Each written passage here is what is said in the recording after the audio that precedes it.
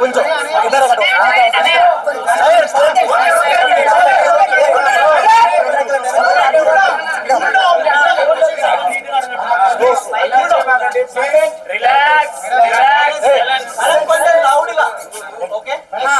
Question start చేద్దామా?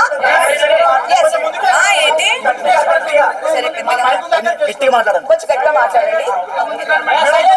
Silence please. Ready ready. Ritu చౌదరిది unfair elimination అంటున్నారు, దీని గురించి మీరు ఏం చెప్తారు? అంటే అన్ఫేర్ అంటే నేను పక్కా టాప్ 5 లో